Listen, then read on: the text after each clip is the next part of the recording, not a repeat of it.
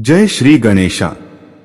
श्री गणेशाय नमः। नमस्कार मित्रों, आज मैं आपके लिए विघ्नहर्ता श्री गणेश जी की एक बहुत ही सुंदर कथा लेकर आई हूं, जिसका शीर्षक है विघ्नहर्ता की कृपा। उम्मीद है आपको यह कथा पसंद आएगी। इस कथा को पूरा जरूर सुनिए ताकि श्री गणेश जी आपकी परेशानियों को दूर कर सके। तो चलिए शुरू करते हैं। यह कथा एक बार की बात है। एक गांव में एक परिवार रहता था, जिसमें बूढ़ी औरत, उसके बहू और बेटा और उसका एक पोता था। बहुत ही गुणवान और संस्कारी थी। बहू का नाम आती था। आती गणेश जी की बहुत भक्ति किया करती थी, पूजन करती थी। परंतु एक समय ऐसा आया जब आती पर समय का ऐसा आघात लगा कि उसके पति का देहांत हो गया। उस दिन के बाद आरती की उसे पर बहुत जुल्म करती थी, उसको बहुत परेशान करती थी। उसे हर रोज ताने देती थी कि अरे को लक्ष्मी, तू मेरे लड़के को खा गई, अब इस परिवार को खा जाएगी, तो इस घर से निकल जा। रोज के ताने और मार खा खाकर आती अपना गुजारा करती थी और मेहनत मजदूरी करके अपने और अपने बच्चों का पेट पालती थी। एक दिन आरती की सास ने उसे लड़ झगड़ कर और उसको मारपीट कर बाहर निकाल दिया और उसके लड़के को भी बाहर निकाल दिया। बेचारी आती अपने लड़के को लेकर चली जाती है। आगे जाकर जंगल आता है। वह काफी डरी हुई होती है, लेकिन उसका विश्वास गणेश जी में पूर्ण रूप से होता है।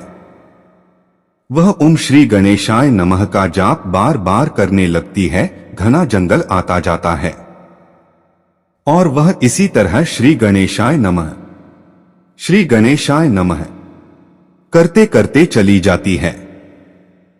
आरती का बेटा बार बार यही पूछता कि माँ, हम इस घने जंगल में क्यों जा रहे हैं और दादी ने हमें क्यों निकाल दिया है।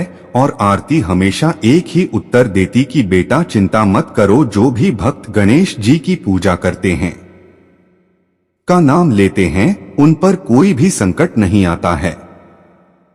वह विघ्नहर्ता है, सारी चिंताओं को दूर कर देते हैं। माँ बेटे को चलते चलते शाम हो गई। छोटा सा बच्चा बहुत थक गया था। शाम को अचानक से आती को शंख की आवाज सुनाई दी, तो वह इधर उधर देखने लगी। जैसे ही आती आगे बढ़ी, उसने देखा कि वहां पर गणेश जी का एक छोटा सा मंदिर है। वहां पर शाम की आरती हो रही थी। आती अपने बेटे को लेकर के उसी मंदिर में चली गई। आरती के बाद वहां भंडारा भी हो रहा था, तो उन दोनों ने भंडारे में प्रसाद को ग्रहण किया, जिससे उनका पेट भर गया। और रात में माँ बेटे दोनों मंदिर की सीढ़ियां पर ही सो गए। प्रातः काल जब पुजारी जी मंदिर में पूजा अर्चना करने आए, तो उन्होंने देखा कि एक स्त्री और उसका बेटा मंदिर की सीढ़ियों पर सो रहे हैं। तब पुजारी जी ने उनका परिचय पूछा और उनका हाल पूछा, तो आंटी ने अपना हाल बताया। आती अपना हाल बताते बताते रोने लगी। तब पुजारी जी को बहुत दया आई और उन्होंने मंदिर में ही दोनों को आश्रय दे दिया। पुजारी जी ने आरती के बेटे को अपना बेटा बना लिया और हर किसी को उन्होंने यही बताया कि यह मेरा बेटा है।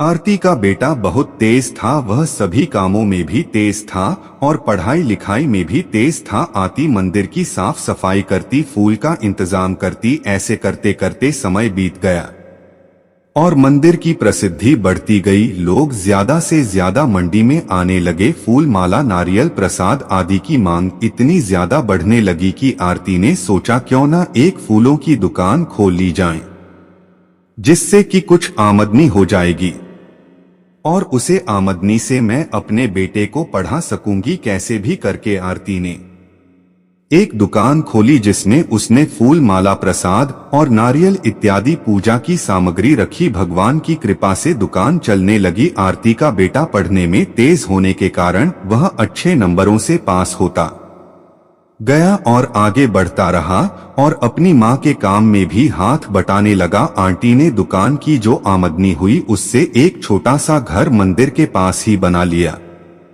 समय बीतता गया। पुजारी जी ने जब सोहन को बढ़ता देखा, तो एक सुंदर सुशील गुणवान कन्या से उसका विवाह करवा दिया। इस प्रकार सोहन का विवाह हो गया। जो कन्या शादी के बाद विवाह करके आई, वह बहुत ही गुणी थी।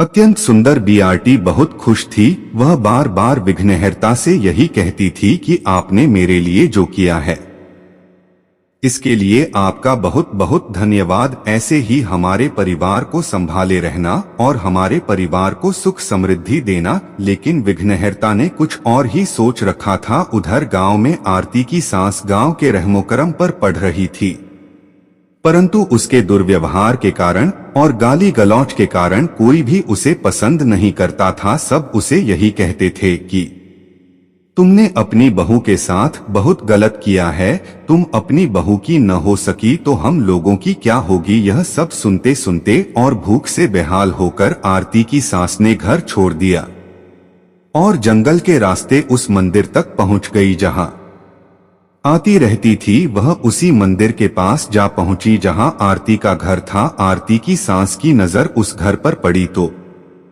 वह उस घर में जा पहुंची और वहां पर उस समय आती और उसका बेटा नहीं था, केवल आरती की बहू थी। बहू को भूत का कुछ भी पता नहीं था, इसीलिए वह अपनी पर सास को नहीं पहचान सके। आरती की सास ने उसे खाना मांगा। आरती की बहू ने उसे भरपेट भोजन करवा दिया। उसके बाद वह काम मांगने लगी। तब आरती की बहू ने उसे घर की साफ सफाई के लिए रख लिया और एक झाड़ू पकड़ा दिया और बोली, अम्मा तुम घर की साफ सफाई कर दो, अभी मेरे सास और मेरे पति घर पर नहीं हैं।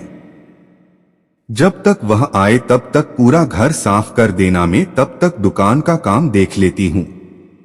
आरती की सास झाड़ू लेकर घर की साफ सफाई करने लगी। जब आरती वापस लौटी तब उसने देखा कि उसकी सास झाड़ू लगा रही हैं। आरती ने तुरंत अपनी सास का हाथ पकड़ लिया और झाड़ू उनसे ले लिया और उनसे पूछने लगी, माँ आप क्यों झाड़ू लगा रही हैं?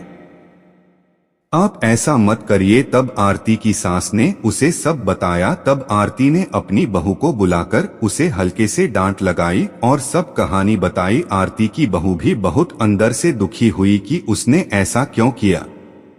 आरती ने अपनी सास से कहा, आपको झाड़ू लगाते देखा मुझे बहुत दुख हुआ। आपका यह काम नहीं है, आपका काम यहाँ आराम से रहना है और माँ यह आपका ही घर है। अब आप यहाँ आराम से रहिए, आप इस घर की मालकिन हैं।